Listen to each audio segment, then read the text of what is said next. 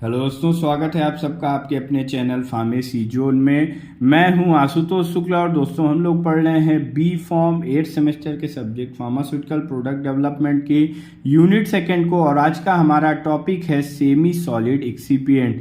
ये unit second का हमारा पार्ट है और आज हम लोग पढ़ रहे हैं सेमी सॉलिड एक्सिपिएंट्स के बारे में। तो आइए शुरू करते हैं, देखते हैं कि सेमी सॉलिड प्रिपरेशन या सेमी सॉलिड डोजेज फॉर्म बनाने के लिए किस किस तरीके के एक्सिपिएंट्स का यूज किया जाता है।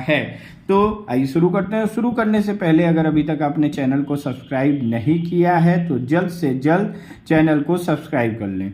तो दोस्तों यहाँ पे हमारा जो आज का टॉपिक है वो है सेमी सॉलिड एक्सिपिएंट्स। मींस कि सेमी सॉलिड डोजेज फॉर्म बनाने के लिए किस तरीके के एक्सिपिएंट्स का यूज किया जाता है। और सेमी सॉलिड डोजेज फॉर्म ये क्या होते हैं ये आप सबको पता है। सेमी मींस की हाफ एंड सॉलिड मीन ऐसे डोजेज फॉर्म जो पूरी तरीके से सॉलिड नहीं होते हैं। दे आर सेमी वो सॉलिड प्रिपरेशंस होते हैं, जैसे कि क्रीम हो गए, हमारे ऑइंटमेंट्स हो गए, जेल हो गए, paste. These are the types of semi solid dosage form. और ये जो सेमी सॉलिड डोजेज फॉर्म है, सेमी सॉलिड हमारी फॉर्मुलेशंस हैं, ये वैरायटी ऑफ एक्सिपिएंट्स मींस अलग अलग तरीके के एक्सिपिएंट्स के यूज, अलग अलग तरीके के एक्सिपिएंट से ये बनाए जाते हैं। जो कि सेमी सॉलिड एक्सिपिएंट्स में जो भी एक्सिपिएंट्स यूज होते हैं उनके बारे में हम देख लेते हैं कि कौन कौन से एक्सिपिएंट्स यूज होते हैं। तो सबसे पहला जो एक्सिपिएंट यूज होता है सेमी सॉलिड डोजेज फॉर्म को बनाने के लिए, that is emulsifiers and surfactant. Emulsifier और सर्फेक्टेंट का यूज हम करते हैं।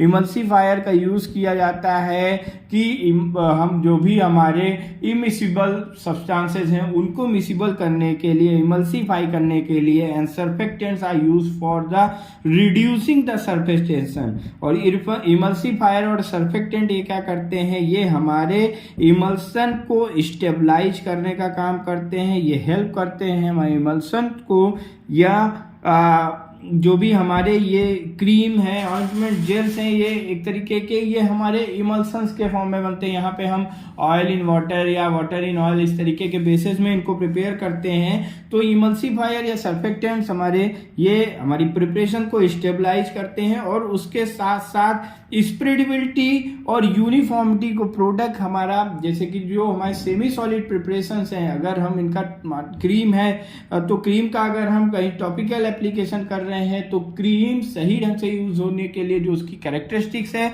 कि उसमें स्प्रेडेबिलिटी जो है उसकी अच्छी होनी चाहिए। तो इमल्सिफायर और सर्फेक्टेंट ये हमारे जो भी प्रोडक्ट हैं उसकी स्प्रेडेबिलिटी को इम्प्रूव करते हैं और साथ ही साथ प्रोडक्ट की यूनिफॉर्मिटी को भी इम्प्रूव करने का काम करते हैं। एग्जाम्पल्स हैं हमारे जैसे कि polysorbate eighty, glyceryl, stearate and lecithin. ये एग्जाम्पल है इमल्सिफायर और सर्फेक्टेंट का।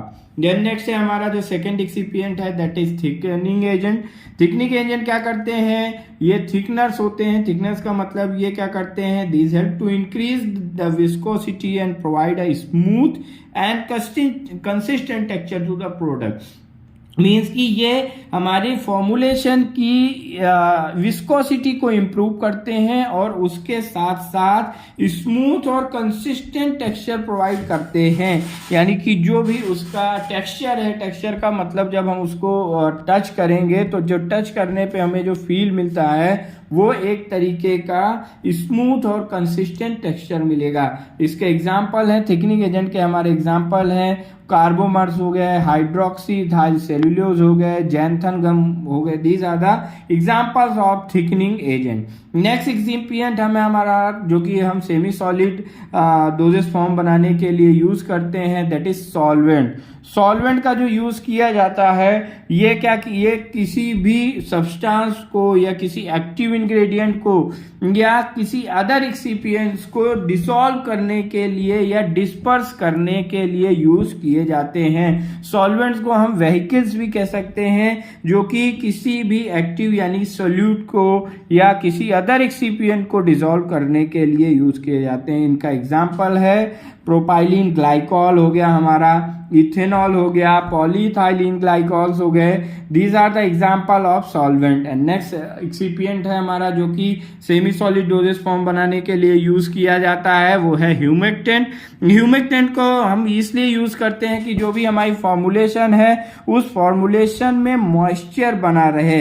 Humectant are use for helping to retain moisture, जो मॉइस्चर है वो बना रहे, और मॉइस्चर बना रहेगा तो हमारा जो भी प्रोडक्ट है वो ड्राई नहीं हो पाएगा। So humectants are use to retain moisture and prevent the product from drying out. Product को ड्राई होने से बचाने के लिए भी एक्सिपिएंट का ह्यूमेक्टेंट का यूज किया जाता है, और इसके एग्जाम्पल हैं ग्लिसरीन, सॉर्बिटॉल और प्रोपाइलिन ग्लाइकॉल।